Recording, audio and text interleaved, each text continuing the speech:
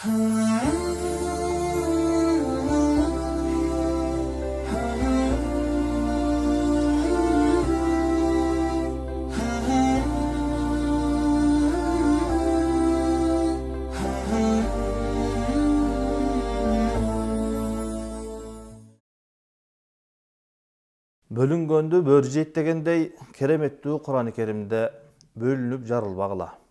Ийгиликке жетишпей кадыр баркыңар, күч кубатыңар кетет деп момундарды билимдикке, ынтымакка чакырган Аллахка чексиз мактоо, даңктоолор болсун. Момундарды бири-бирин колдоого, жеңилин жерден, оорун колдон алып, жардам берүүгө үндөп, үлгү көрсөтүп кеткен сүйүктүү пайгамбарыбызга салам салаваттар болсун.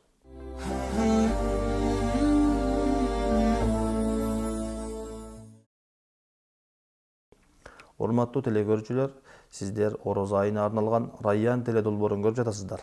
Сиздер менен биргеликте бүгүнкү берүүбүздө орозо айындагы таравих намазы жөнүндө маек кылмакчыбыз. Ал эми сыйлуу коногубуз Надва мечитинин имам хатиби устазыбыз Садубак Астолов.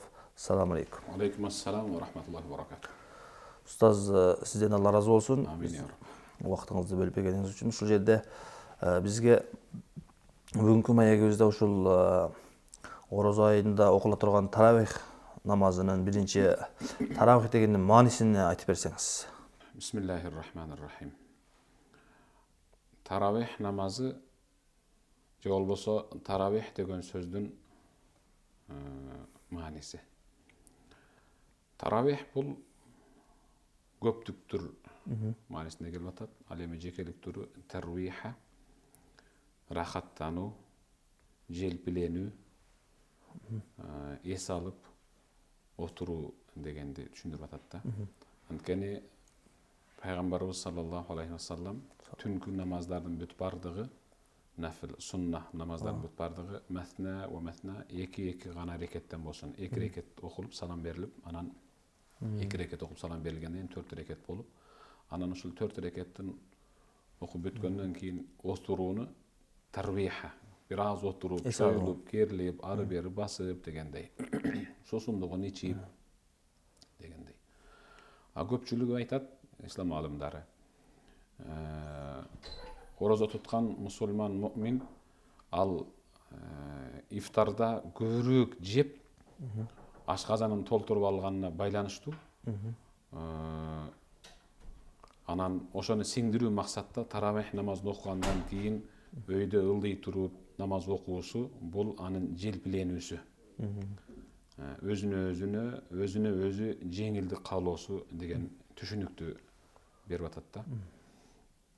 Ошол себептен пайгамбарыбыз саллаллаху алейхи ва саллам "Мен кама Рамадана иманан ва ихтисабан гуфира лаху ма тaqaddama min zambi" Кимде ким ыйык Рамазан айдын түнүндө кама турса.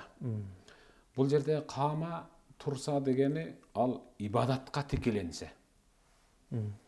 Намазды, таравих намазын тикелеп турса, иман келтирип, ва ихтисабан окуган намазынын сообун Аллахтан гана талап кылып алам десе, гуфира лаху ма тaqaddama min zambi, демек анын мурдагы жасап койгон күнөөлөрүнүн баардыгы кечирилет. Бул хадистен алына турган маани кейбир адамдар бар да. Мен сама Рамадана иманан ва ихтисабан гуфира лаху ма тaqaddama min zambi деген хадисти айтайлы. Ушул экөө окшош эле. Ким ыйык Рамазан айдын орозосун эки шарт менен тутса, иманын бекем болсун деп, иманын ишенген амалда, туткан орозомдун сообун Аллах Тааладан тилейм, үмүт кылып алам десе, анда анын мурдагы жасаган күнөөлөрүнүн баардыгы кечирилет деп атат. Ушул эки шарт менен орозо тутса, ушул эки шарт менен таравих намазына турса, демек анын күнөөлөрү кечирилет. Ошондо бул шартка кирбей калгандардын күнөөсү кечирилбейт. Мисалы, 9 жаштагы кызы орозо тутуп атканда, 50-дөгү апасы ойго куй, кызым орозо тутуп алыптыр. Тутпасам болбойт окшойт деп уялганынан тутса, демек ал бул шартка кирбейт. Орозо тутту, бирок сооп жок да, мисалы. Ошол себептен намазга, таравих намазга үйдөн мечитке чыгып жатканда эле "Мен кама Рамадана иманан ва ихтисабан" деген хадисти күнгүнө келтириш керек. Мен ыйык Рамазан айдын таравих намазына ага иман келтирип, аны бизге сүннет кылып берген Аллахка иман келтирип, иманым бекем болсун деген абалда окуган намазымдын сообун Аллах Тааладан өзүм алам, Аллах мага берет окуган намаздын сообун деген ишенич менен келсе, ошондо анын күнөөсү кечирилет. Устаз, Алла разы болсун. Бул жерде эми бизде өзүңүз билгендей, ислам дининде ар бир өкүмдүн же ар бир аяттын түшкөн убакыты жана ар бир өкүмдүн мындай тарыхы болот эмеспи? Ошон үчүн бул жердеги бизге орозо айындагы таравих намазынын башталышы кантип башталган, ошо тарыхына кичине токтолуп кетсеңиз. Эң жакшы. Пайгамбарыбыз саллаллаху алейхи вассалам таравих намазын Айша энебиздин риваят кылышы боюнча өз сахабалары менен 3 күн окуду. 3 күн окуду. Пайгамбарыбыз саллаллаху алейхи вассаламдын ушул таравих намазын сахабалар менен 3 күн окуусу жана 4-чү күнү чыкпай коюусунун өзүнчө бир сыры бар эле. Анткени Аллах пайгамбар жөнүндө саллаллаху алейхи وما ينطق عن الهوى إن هو إلا وحي يوحى. Muhammad эч качан көңүлүнө келген нерсени айтып сүйлөп кое бербейт. Оюна келген нерсени ичинен чыгарып. In huwa illa wahyu yuha. Muhammadга качан гана мен вахий түшүрсөм, ошону гана айтат. Ушул таравих намазын бизге сүннет кылып бериши дагы Аллахтын вахийи менен, Аллахтын буйругу менен болуп атат да. Айша энебиз айтат.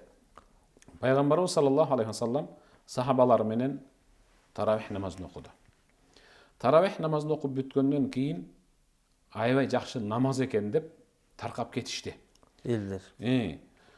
Анан күндүзү таң атып күндүз болгондон кийин биринчи күнкү таравих намазына келбей калган сахабалар менен түнкү таравих намаз окуган сахабалар учурашып, түнү биз пайгамбар менен бир намаз окудук. Укмуш жакшы намаз экен деп фатахаддасу сүйлөшүп отуруп, анан алар да кызып, бүгүн эгерде пайгамбар чыга турган болсо биз да барып окуйбуз деп келишти.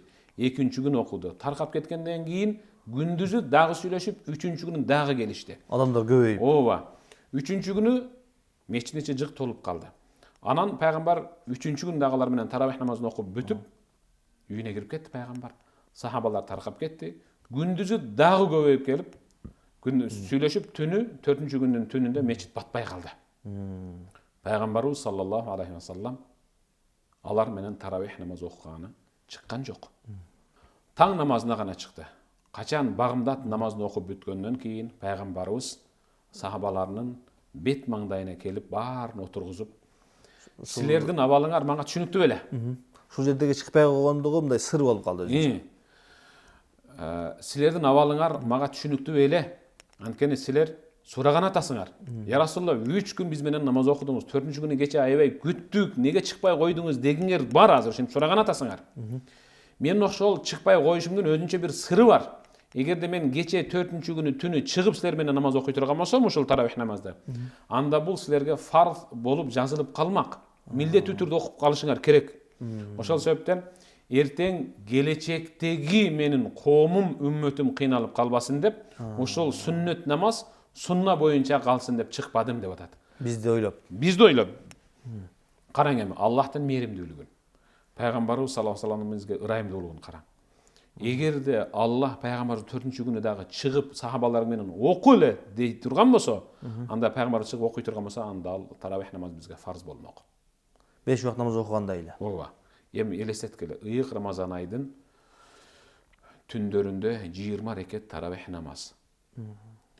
Саратан учурда түн кыска болуп атат. Бирөөлөр шашылып, зарыл сапарга чыккан учурда эгер ушул фарз болуп кала турган болсо, анда кантип окуйт эле? Ооба, курумакпыз да мисалы, фарзды калтырып коюп, түнү биз сапарга чыгып кете турган болсок.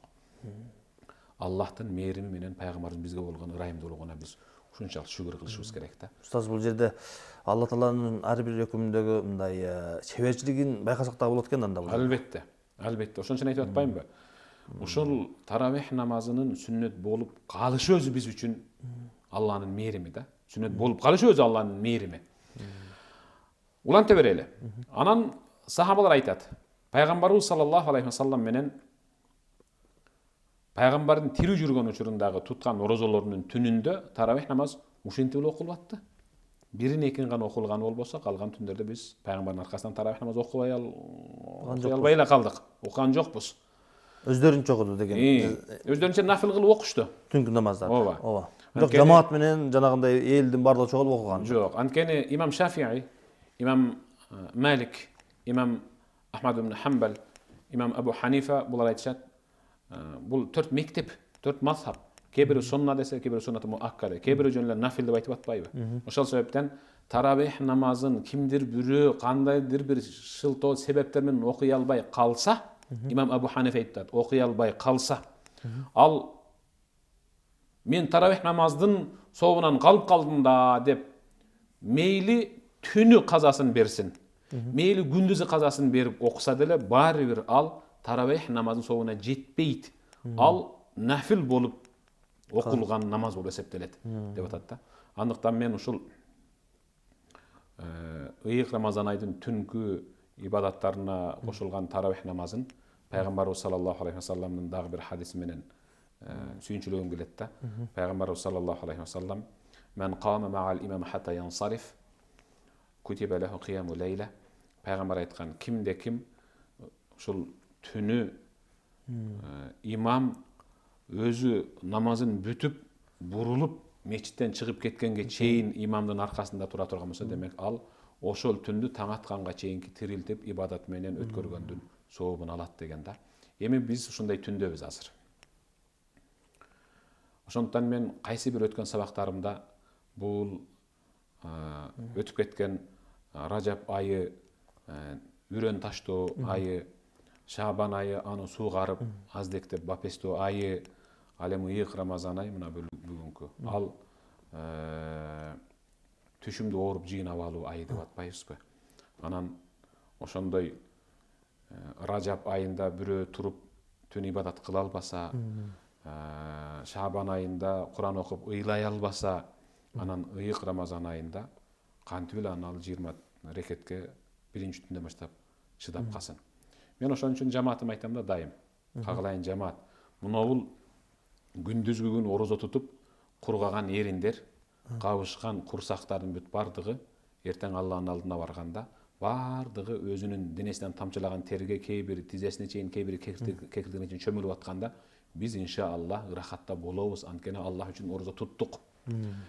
Ал эми мунабул таравих намазына такымдар талып, тизелер ооруп, кыйналып, белдер сыздабат окуп аткан ушул таравих намазыбыздын сообун кыяматка барганда көпчүлүгүнүн кадамы титиреп, эмне дешин билбей, коркуп, өң элеттен кетип атканда биз ишеничтүү турабыз Аллахтын алдында. Анткени биз Аллахтын буйругу менен болуп аткан намазды Аллахтын буйругуна кылып окуп атабыз. Устаз, бул жана бул жерде айтып кеттиңиз, таравих намазы сүннөт деп. Же эми бул жерде сүннөт дегенде кээ бирки убакта бизде мындай түшүнүк болуп калып атпайбы азыр?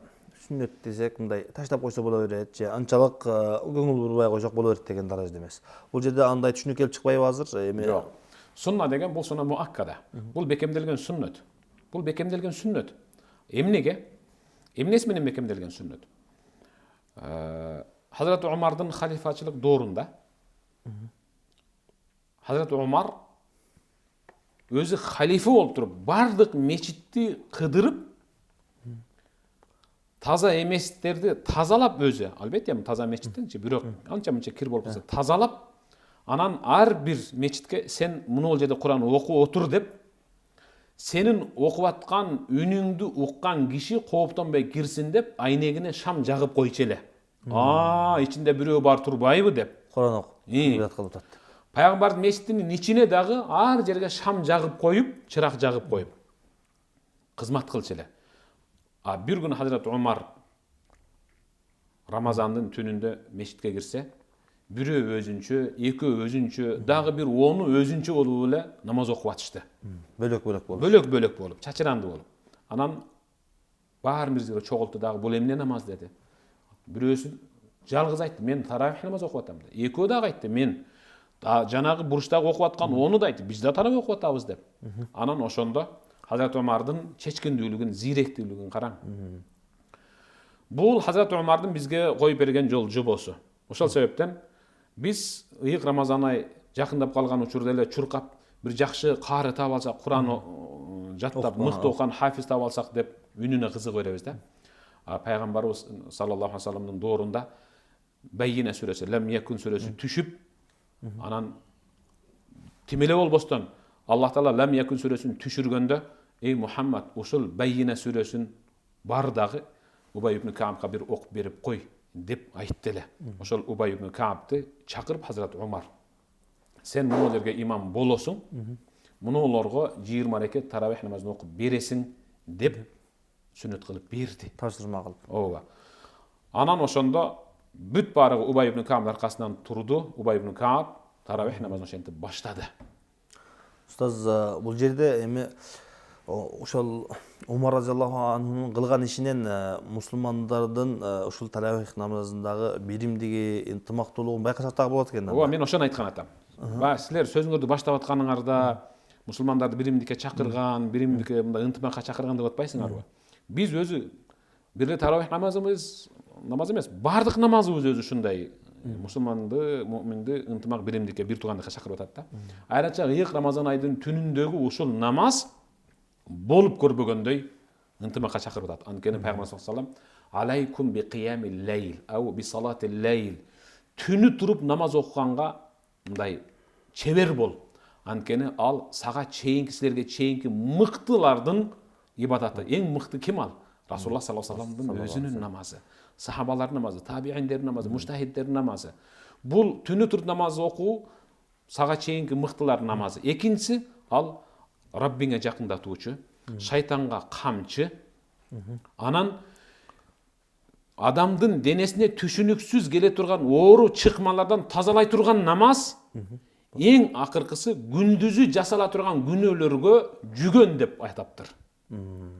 Түнкү намаз күндүзү инсандын күндүзү жасай турган күнөөлөрүнөн сактай турган жүгөн, токтотуп кое турган. Субханаллах. Таравих намазы ошондой бир намаз. Машалла, устаз, Алла разы болсун сизге убактыңызды бөлүп бергениңиз үчүн. Аллах субханаху ва таала сиздин илимиңизге береке пейиз берсин жана ушул бизге айтылган осуят насааттарыңызды баарыбыз амалга алганга насип кылган болсун. Урматтуу телекөрүүчүлөр, бүгүнкү берүүбүз да соңуна чыкты. Кийинки берүүбүздөн жолукканча саламаттуу болуңуздар. Ассаламу алейкум ва рахматуллахи ва баракатух.